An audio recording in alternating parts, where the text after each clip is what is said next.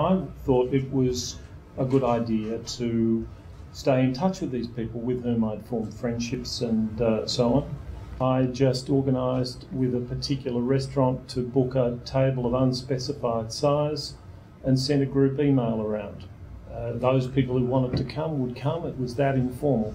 And public sphere is something quite similar. It's a sort of a use of the internet to lower all these transactions costs and to do amazing things that you wouldn't have imagined you could have done before.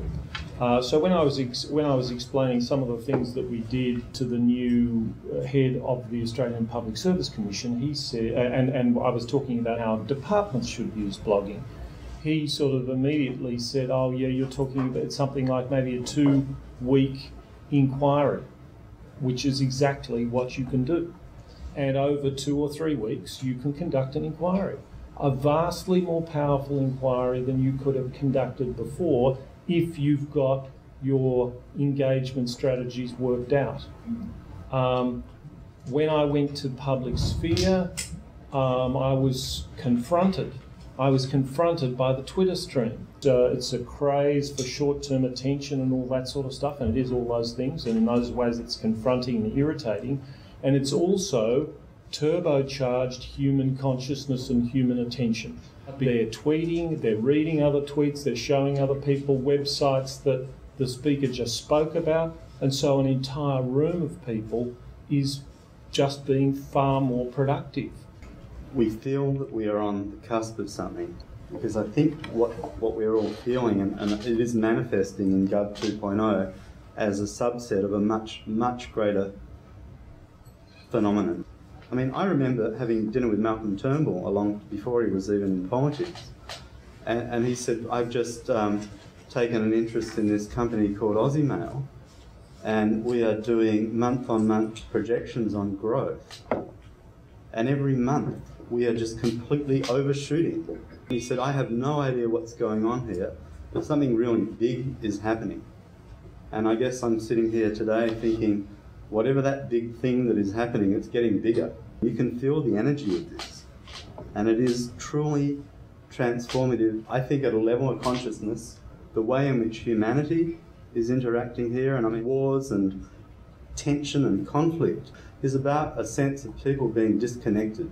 The traditional role of government as the controlling attribute of our lives is being diminished. As Kate said, you've got to go to where the people are, where they're at, because if you don't, you're at risk of becoming irrelevant.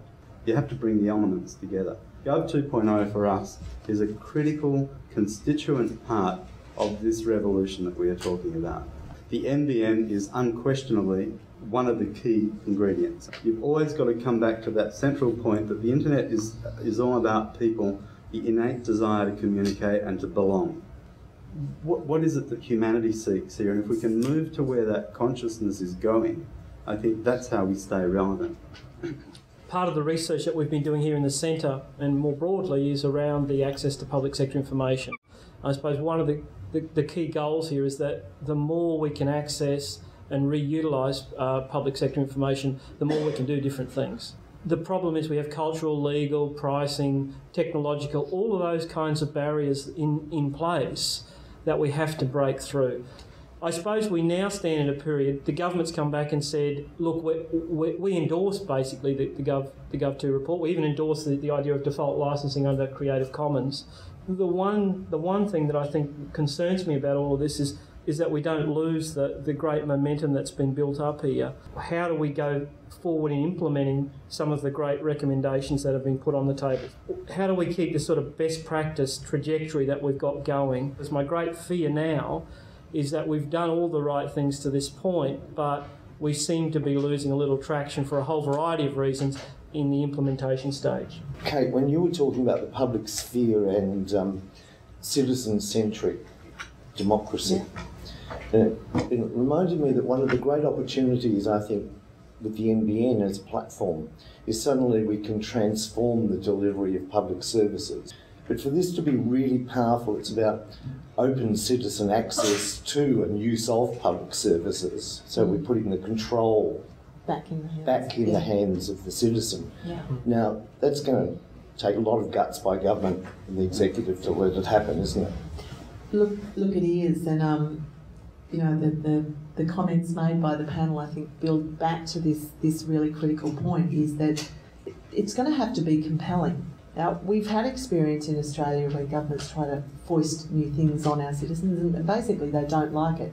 So for the government, such great care needs to be taken about how we introduce these new ideas. Let citizens who are perhaps more familiar and comfortable with the technology take the first steps and let it prove itself. You can't expect citizens to take a big new step if they don't have the opportunity to explore it in full and the implications. And the beautiful thing about Gov 2.0, it's no longer about government knowing best. It's about government sharing and reaching a conclusion together.